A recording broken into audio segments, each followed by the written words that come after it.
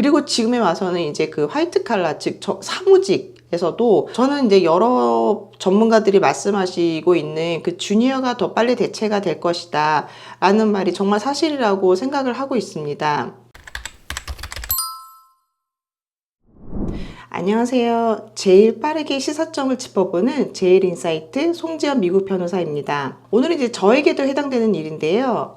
요즘에 굉장히 그 AI가 발달하면서 전문직의 종말이 다가왔다. 뭐 이런 자극적인 어떤 기사가 굉장히 많이 나오고 있는 것 같습니다. 저희가 이런 기사를 통해서 조금 어떤 점을 조금 읽어낼 수 있어야 되는가라는 시사점에 대해서 이제 몇 가지 짚어보고 싶어서 영상을 켰습니다. 결론부터 말씀드리자면 전문직의 종말이다. 뭐 변호사, 회계사, 의사도 AI로 인해서 직업에 이제 위협을 받는다라는 명제에 대해서 사실 저는 어느 정도는 맞는 것 같다고 생각을 하고 있습니다. 저는 이걸 좀 여러 가지 방면에서 조금 봐야 될 필요성이 있지 않은가 싶은데,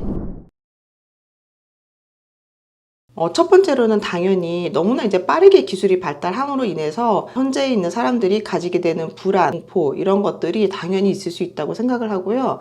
이거는 저희가 과거 역사를 이제 살펴봤을 적에 산업혁명이 처음 시작되었을 적에 굉장히 많은 노동인구들이 어떤 증기기관의 발달로 인해서 자신들의 이제 직업을 잃어버릴 거다라고 생각을 해서 굉장히 커다란 불안과 공포감을 가졌었고요.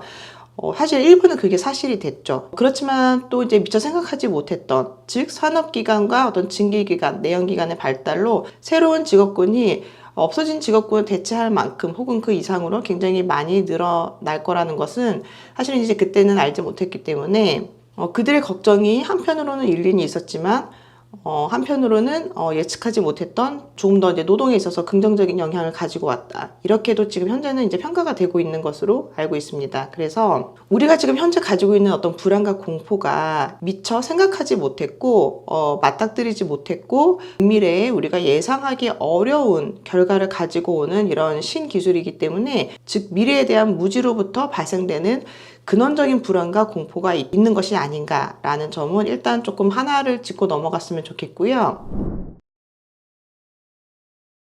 그런데 저는 이제 여기서 또 하나 생각해 볼 게, 굉장히 조금 재밌는 현상이 있었다. 그런데 사람들이 이 현상에 대해서는 얘기를 하고 넘어가고 있지 않는 게 아니냐라는 생각이 좀 드는 게 하나가 있습니다. 사실 몇 년 전만 해도 이 AI가 굉장히 발달을 하게 되면 뭐 사무직이나 화이트 칼라, 지식 노동을 하는 계층에게는 굉장히 큰 타격을 줄 것이고 대체를 하기가 쉬울 것이고, 상대적으로 그렇지 않고 어떤 본인의 손기술이나 신체를 이용한 노동을 하시는 분은 대체가 어려울 것이다. 예술이나 뭐 음악, 미술처럼 인간의 창의성을 요구를 하는 곳에선 대체가 어려울 것이다 라는 예측이 사실은 굉장히 주가 되었었습니다. 놀랍게도 사실은 인간의 창의성이라고 얘기를 했던 음악과 미술, 예술 분야에서 오히려 노동 대체가 사실 더 빨리 일어나고 있고요. 미래를 바라보는데 어떤 객관적인 과거의 통계를 가지고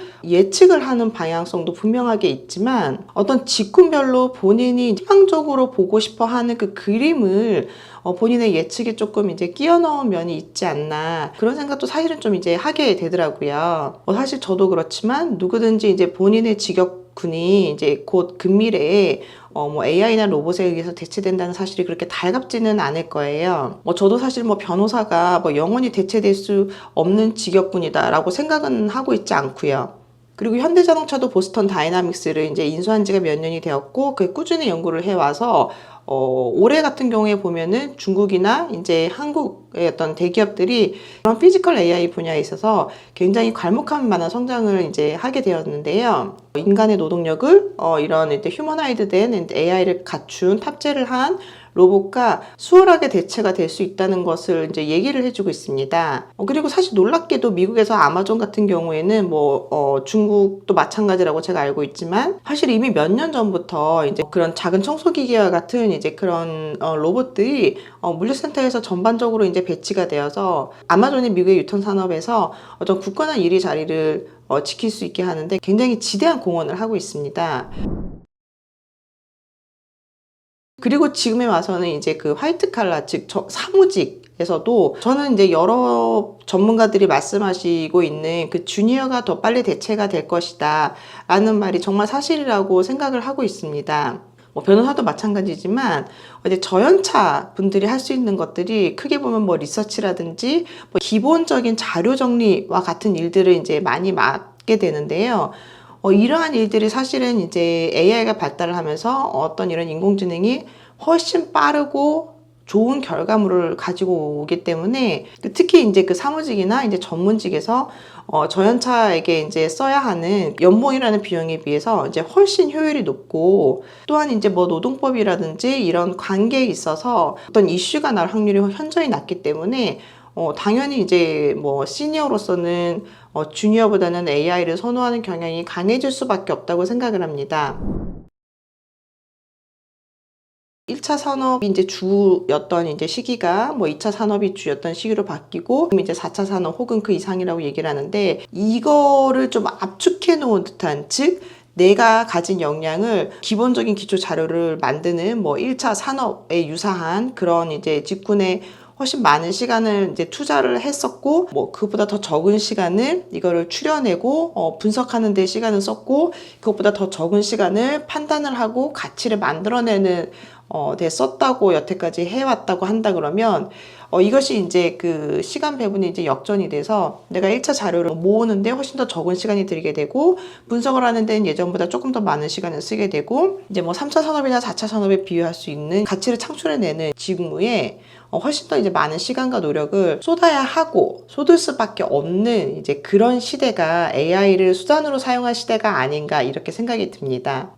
제가 생각하고 있는 답 중에 하나는 사실은 그래서 이제 결국 책, 고전을 많이 읽어서 예전부터 쌓아왔던 인류의 이제 지식의 총체 아니겠습니까? 그래서 그 총체를 통해서 내가 이제 간접으로 그런 이제 지식과 경험을 축적을 하고, 그 지식과 경험을 축적한 데에서 어떤 가치 판단을 뽑아낼 수 있는 힘을 기르는 게 사실은 첫 번째 방법이 아닌가, 저는 이렇게 생각을 하고 있고요. 뭐 그래서 거꾸로 기술이 발달할수록 뭐 인문학이나 고전에 대한 중요성을 더 강조를 하고 있는 것 같기도 합니다, 사실은.